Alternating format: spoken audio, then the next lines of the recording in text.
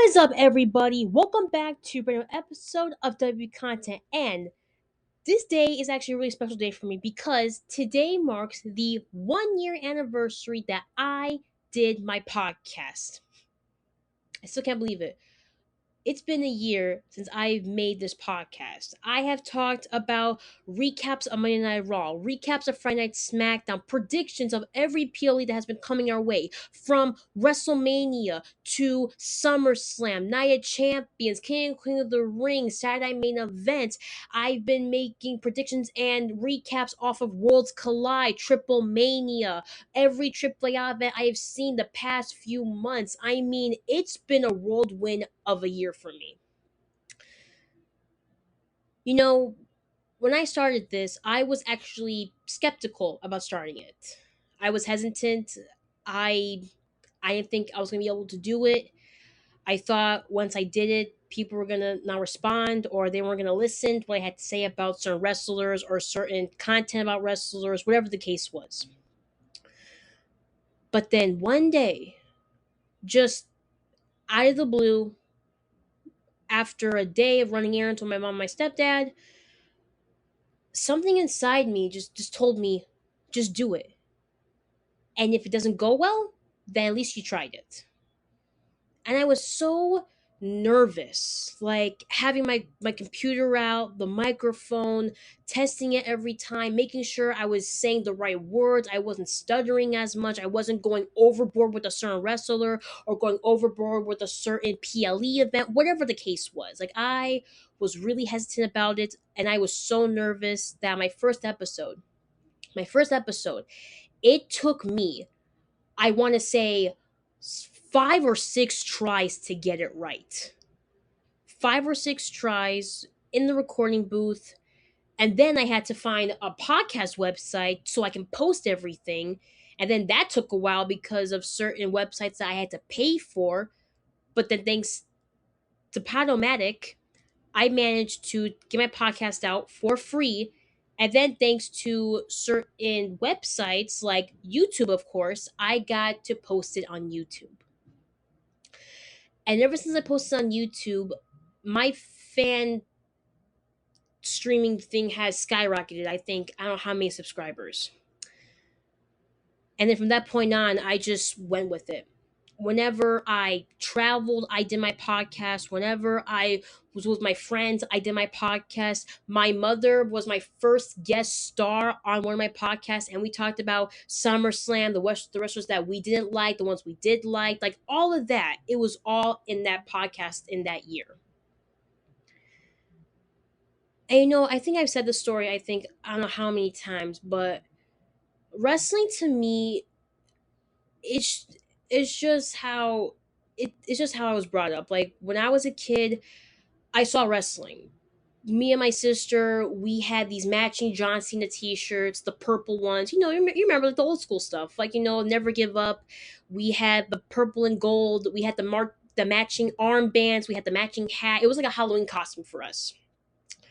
And I remembered she had these action figures, and I know who these guys were because I was a kid. I didn't know about wrestling that much, but I remember she told me these wrestlers were. She had like Edge from Old School, Randy Orton from 2009, Batista back in the, like, I think, like, the Evolution era, Evolution, when he was in the Evolution era with Triple H and Ric Flair and everybody. And I saw them, and I'm like, who are these guys? Like, what is so special about these guys? Then throughout time, I started watching clips of wrestling with my sister. We watched documentaries about John Cena, and then I remember one day we went to a Monday Night Raw show. I think it was. It was me, my dad, my sister, and my mom. We went there, and I see the crowd, and they're just like going crazy over everything. The pyro, the wrestlers fighting, the wrestlers talking, like, everything was going insane. And I'm like, what the heck is this atmosphere? I want to be part of this atmosphere. And then I remembered John Cena walks into the ring. And then I want to say, I think Kane came out and he wanted to fight him. I'm like, what the heck is going on? Who is this guy? And back in the day, Kane did kind of scare me a bit because of the fire and the mask and the hair. He did scare me a bit. So I was a little scared about Kane back then. And then and then my family, we're chanting "Let's go Cena," and then the opposite crowd, like the guys sitting next to us, were saying "Cena sucks." So I'm like screaming that loud at the top of my lungs, "Let's go Cena!" Like I think after that night, I lost my voice because I never screamed that loud for a wrestling show. Then throughout time, wrestling, I guess for me, it was just slowly going down for me of being a fan of it because John Cena was not being in, he was not in wrestling at the time because he was doing movies. And then the Shield, of course, broke up, and that was a freaking, that was just what the heck happened. And then the with the Undertaker and the streak and everything, I mean, everybody was shocked about that, and they didn't want to watch it. Basically, bits and points of wrestling history that happened, I witnessed, and after that, I just stopped watching wrestling altogether.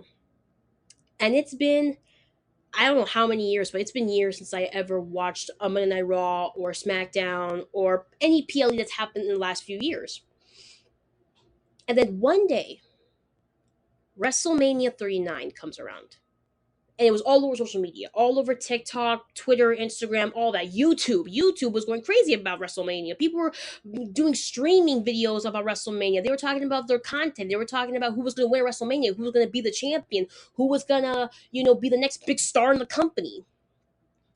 But then one video caught my eye. The one video that caught my eye about WrestleMania 39 was Dominic Mysterio and his father Rey Mysterio fighting at WrestleMania. That was the one that caught my eye because I'm like, are you kidding me? Dominic versus Rey, father versus son, the son of a legend, a lucha libre legend. And then on top of that, he's a bad guy, so he's gonna face his father as a bad guy. Then when I saw it, I'm like, what the heck is going on? And then superstars like Bad Bunny was involved, and some of the guys who played professional football, they were involved. Snoop Dogg was the host with The Miz. I mean, it was electrifying at the time. And then I see Dominic's match, and he did amazing. For facing his father, he did amazing. Even though he lost, it was still an amazing match. But then the other match that caught my eye was Rhea Ripley facing Charlotte Flair for the SmackDown Women's title.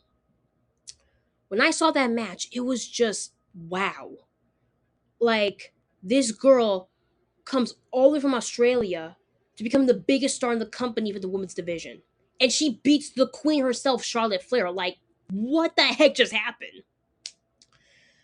After WrestleMania 39, I was slowly becoming a fan of it. Like, I started watching videos, I started listening to more podcasts about wrestling, about what was going on, everything that was happening. I caught up with it.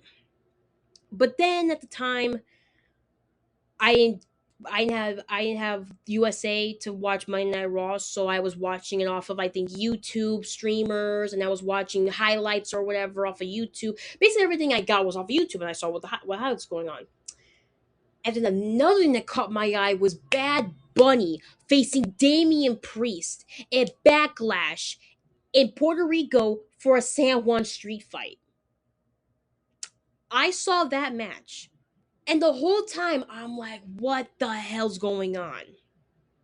Like, two Puerto Rican badasses, one a professional wrestler, one another a Grammy Award winning Puerto Rican rapper, going to Puerto Rico, fighting in front of thousands of people in a street fight.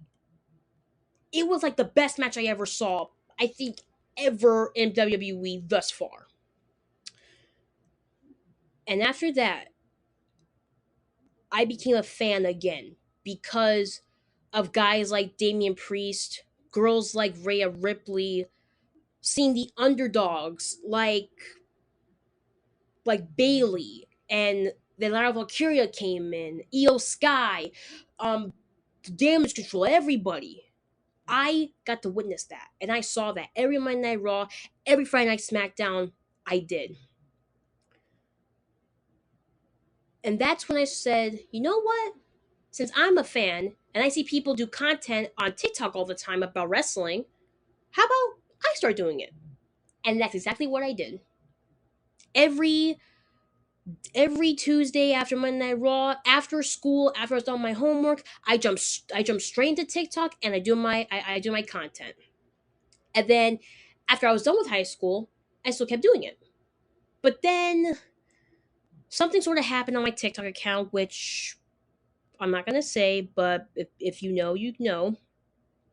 But let's just say some people were not happy on what I was saying about certain wrestlers or certain promos or anything in general about a wrestler or wrestling event. I would say bad things about it, and people didn't like it, so they decided to not have my account go public anymore. So at first I was mad.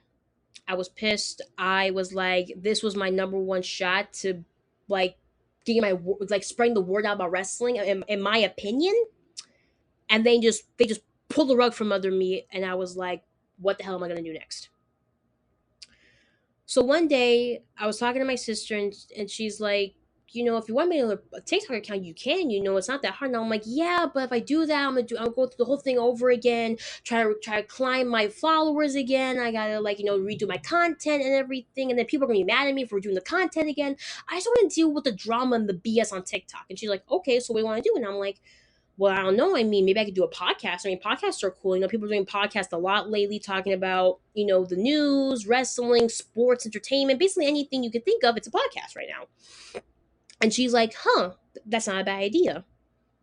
Then one Christmas, I open my presents and she gets me a microphone so I can do my podcast.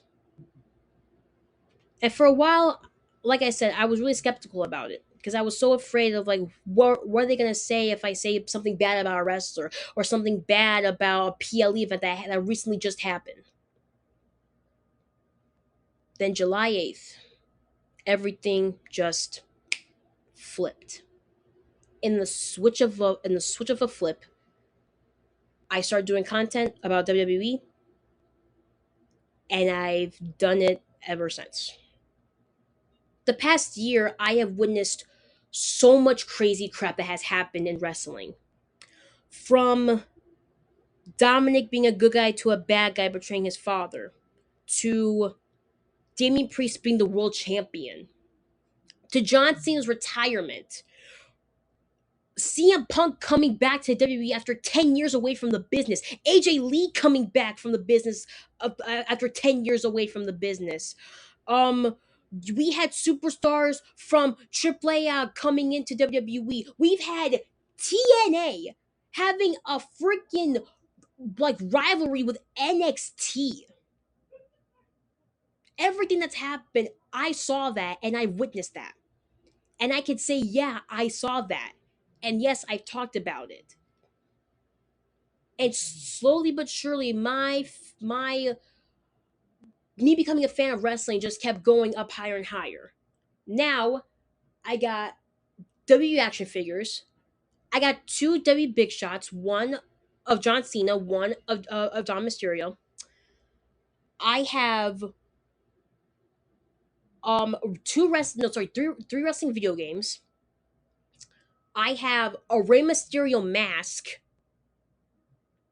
and I have a wrestling book called Death of the Territories, where I have read about how the NWA came to life in the wrestling business and how slowly but surely throughout time the WWF, now WWE, skyrocketed into the biggest wrestling promotion in all over the country. But then I was like, what about the bad things that have happened in WWE? Thanks to wrestling documentaries and people explain the content behind it, I slowly but surely knew why things that we have now in the WWE have happened because of what happened back in the 80s and the 90s. 80s and the 90s was popular, but the steroid trial happened in the 90s, and then WCW and WWE were going through the Monday Night Wars. ECW was the hardcore grunge wrestling promotion everybody wanted to be a part of. And then throughout time, slowly but surely, WWE bought them. They bought two companies. And now, thanks to that, we now have the best matches that we ever had because of that.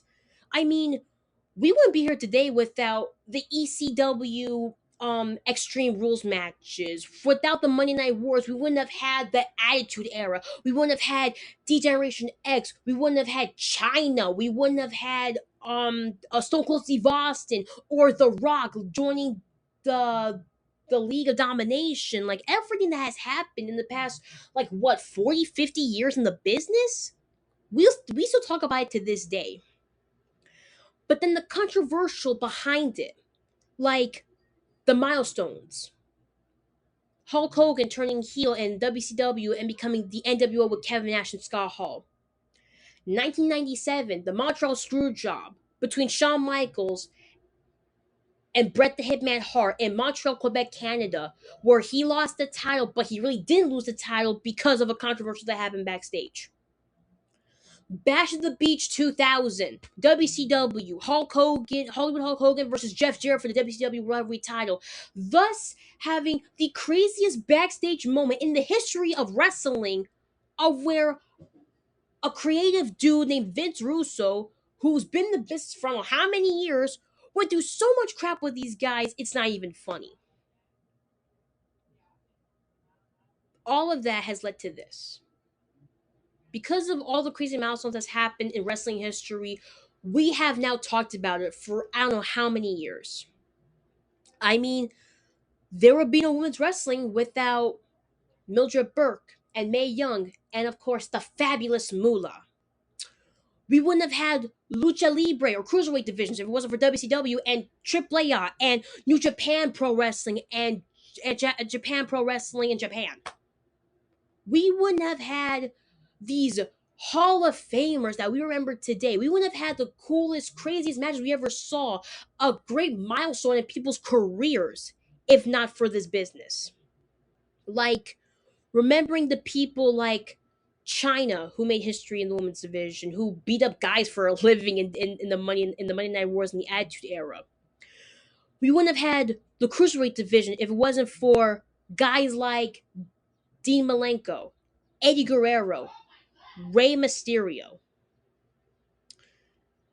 And then we wouldn't have had generational superstars coming to this business, like guys like Randy Orton, Dom Mysterio, Roman Reigns, the Usos, Charlotte Flair, Cody Rhodes. All these people that are wrestling today was because of their parents and what they did in the business. And honestly, I wouldn't call myself a wrestling historian because I don't know that much about wrestling history that dates back to like I think the 1950s or 60s. But the bits and pieces I know is how the wrestling world is shaped today. And yes, we still have rival companies like when it comes to WWE and AEW, but they're still two amazing companies. They got a great roster of talent, dope ass matches that we talk about today. And it's more about the legacy behind it. The legacy that wrestling has today. From the 60s, where it started out in carnivals and you would see people wrestle in a ring. Where today, we have stadiums filled with wrestling fans, 20,000 people, 30,000 people, a million people watching live. To me, it's kind of awesome how it went from a squared circle in the 60s showing off in carnivals to now it's a global domination for both companies. Actually, no, three companies: WWE, AEW, and AAA. To me, that is, I think, the coolest thing we have seen, and it's only going to get better from here. And I cannot wait to see what will happen in the next few years in this business. And I am happy to say that it is the 1 year anniversary that I made this podcast. And thank you to all my fans who have been listening. I want to say thank you to my sister Diamond, who got me this microphone and who taught me to believe in myself. And no matter what, she always had my back. My mom, who loves me like crazy, and she again taught me how to believe in myself. And just like she said, if you try, you don't succeed. At least you tried, and she was right. And I tried, and I'm kind of succeeding because of her. Also, thank you to my best friends. Eduardo, you're the best friend a girl could ask for. You're an amazing guy, and I'm so glad to have you part of my life. And I'm so glad that we did that collab together one time at the Taste of Elmwood, which we talked about Bronson Reed and all those guys. Um, my other best friend Haley, girl, you drive me crazy. But thank you again for being a part of this amazing journey, yeah, crazy journey that we've been through together for the past I don't know how many years. So thank you to my family. Thank you to my friends. Thank you to all my fans out there who have been listening to me since day one. And I really, really appreciate that. Um, just thank you. Just thank you. Hope you guys have a great week. Tonight we have SmackDown coming up, and then after that we have AAA coming up. For next week we have Saturday Main Event coming up, where we will see tag team titles on the line. A we will see a cartoon vampire character, Danhausen, face JD McDonough at Madison Square Garden. It's going to be electrifying. It's going to be amazing, and I can't wait to see it. Hope you guys have a great rest of your week, and I'll talk to you guys soon.